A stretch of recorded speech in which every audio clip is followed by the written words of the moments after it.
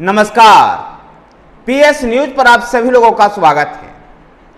पहले चरण में मध्य प्रदेश में गोंडवाना के क्षेत्रों में मतदान होना है। सवाल यही है कि गोंडवाना का आखिर किंग कौन बनेगा?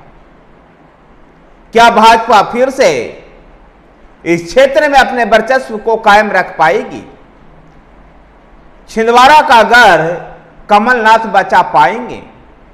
ये सवाल राजनीतिक फिजा में तैर रहे हैं।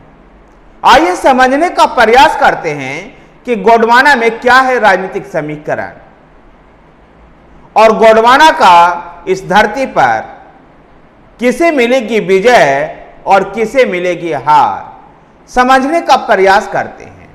मध्य प्रदेश में पहले चरण के दौरान 6 सीटों पर मतदान होना है, जिनमें जबलपुर, मंडला, सीधी, शहडोल, बालाघाट और छिंदवाड़ा है। इनमें जबलपुर को छोड़ करके शेष सभी जो लोकसभा क्षेत्र है वो ग्रामीण अंचल का है। जबलपुर ही एकमात्र शहरी क्षेत्र है और इन सभी क्षेत्रों में मंडला, शहडोल, बालाघाट, सीधी और छिंदवाड़ा, इन सभी सीटों पर आदिवासी वोट बैंक महत्वपूर्ण है और इस क्षेत्र को गोंडवाना क्षेत्र के नाम से जाना जाता है। आदिवासी वर्ग के निर्णायक की स्थिति में है और यही वजह है कि प्रधानमंत्री नरेंद्र मोदी और कांग्रेस के नेता राहुल गांधी भी आदिवासियों को लुभाने के लिए, आदिवासियों को आकर्षित करने के लिए इस क्षेत्र में चुनावी कार्यक्रम उनका भी रखा गया था। प्रधानमंत्री नरेंद्र मोदी ने जबलपुर में रोड शो किया तो बालाघाट में रैली की। राहुल गांधी भी मंडला लोकसभा क्षेत्र के धनौरा व शहडोल के आदिवासियों को संबोधित किया। दोनों ही दल के आदिवासियों को समर्थन पाने के लिए पूरा जोर आजमाइश लगा रहे हैं। यह भारतीय जनता पार्टी के लिए एक विशेष परिस्थिति और भी है कि 2023 के विधानसभा चुनाव में मध्य प्रदेश में भारतीय जनता पार्टी के जीतने के बाद भी आदिवासी सीटों पर भारतीय जनता पार्टी का प्रदर्शन संतोषजनक नहीं था।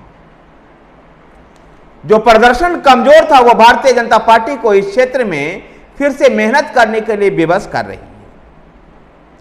मंडला संसदीय क्षेत्र में आने वाले 8 विधानसभा सीटों में से आदिवासी वर्ग के लिए जो आरक्षित 4 में से कांग्रेस, जो मंडला लोकसभा क्षेत्र है इसमें 8 लोकसभा क्षेत्र आदिवासियों के लिए आरक्षित है, जहां से कांग्रेस 4 सीट पर चुनाव जीती थी। 1 सीट पर वो आगे रही, रनअप रही और 3 ही सीट भारतीय जनता पार्टी जीत पाई थी। तो सीधी और शहडोल में भी भारतीय जनता पार्टी के इस क्षेत्र दोनों लोकसभा सीट में 7 सीटें हैं और यहां पर 1 सीट पर कांग्रेस, बाकी सीट पर भारतीय जनता पार्टी जीती थी। तो कह सकते हैं कि सीधी और शहडोल में भारतीय जनता पार्टी की स्थिति अच्छी है। तो बालाघाट के 8 विधानसभा क्षेत्रों में से भाजपा और कांग्रेस के पास 4-4 सीटें हैं, लेकिन यहां धान के समर्थन मूल्य के न मिलने से किसान इस क्षेत्र में नाराज है और इसका खामियाजा भारतीय जनता पार्टी को भुगतना पड़ सकता है। भारतीय जनता पार्टी को इस क्षेत्र में कमजोर होने का एक और भी कारण है कि राज्य सरकार में पूर्व मंत्री रहे गौरीशंकर बिसेन अपेक्षित रूप से सक्रिय नहीं है। तो छिंदवाड़ा में भाजपा ने जोर लगाया है। भाजपा के राष्ट्रीय अध्यक्ष जेपी नड्डा भी छिंदवाड़ा में सभाएं कर चुके हैं। छिंदवाड़ा कांग्रेस का गढ़ है, विशेषकर कमलनाथ का गढ़ है। 2019 में भारतीय जनता पार्टी जहां सभी सीटें मध्य प्रदेश की जीती थी, वहां छिंदवाड़ा में कांग्रेस चुनाव जीतने में सफल रही थी। कमलनाथ के बेटे छिंदवाड़ा से कांग्रेस के प्रत्याशी हैं, लेकिन इस बार छिंदवाड़ा भी कांग्रेस के लिए उतना सुरक्षित गढ़ नहीं दिखाई दे रहा है।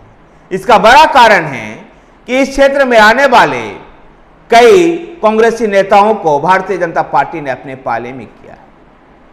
इस क्षेत्र के सभी 7 सीटों पर कांग्रेस पार्टी का कब्जा था, लेकिन चुनाव से ठीक पहले इस क्षेत्र के एक विधायक कमलेश शाह कांग्रेस छोड़कर भारतीय जनता पार्टी में शामिल हो गए हैं। तो इसे छिंदवाड़ा भी अब कांग्रेस के लिए उतना सुरक्षित नहीं दिखाई दे रहा है। लेकिन देखना दिलचस्प होगा कि आदिवासी बहुल इस क्षेत्र में भारतीय जनता पार्टी का प्रदर्शन क्या रहता है। भारतीय जनता पार्टी को बालाघाट में चुनाव जितवाने को लेकर के फगन सिंह कुलस्ते जहां से चुनाव मैदान में हैं, अमित शाह भी चुनाव प्रचार करके गए।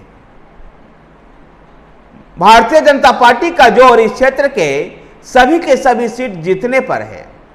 छिंदवाड़ा जो कभी कांग्रेस का गढ़ रहा है और भारतीय जनता पार्टी 1998 के उपचुनाव के सिवाय और कभी चुनाव यहां नहीं जीत पाई है। 1997 के उपचुनाव के सिवाय और कभी चुनाव नहीं जीत पाई है छिंदवाड़ा में। उस समय भाजपा के सुंदरलाल पटवा छिंदवाड़ा जीत पाए थे। अब ऐसे में छिंदवाड़ा जीतना भारतीय जनता पार्टी के लिए एक चुनौती है, तो और बाकी सभी सीटों पर अपने जीत को कायम रखना भी उतनी ही बड़ी चुनौती इस क्षेत्र में भारतीय जनता पार्टी के लिए है। और जैसा कि मैंने बताया कि 2023 के विधानसभा चुनाव में भारतीय जनता पार्टी एक बम्पर जीत हासिल की है राज्य में, लेकिन फिर भी गोंडवाना के इस क्षेत्र में जो आदिवासी बहुल क्षेत्र है, यहां पर भारतीय जनता पार्टी का प्रदर्शन पूरे मध्य प्रदेश के अनुरूप नहीं रहा था। यह भी एक भारतीय जनता पार्टी के लिए चिंता का विषय है। तो भारतीय जनता पार्टी ने मध्य प्रदेश में एक नया प्रयोग किया है, जहां विधानसभा चुनाव जीतने के बाद भी लंबे समय से राज्य के मुख्यमंत्री रहे शिवराज सिंह चौहान को मुख्यमंत्री न बना करके भंजनलाल शर्मा को मुख्यमंत्री, मोहन यादव को मुख्यमंत्री बनाया है।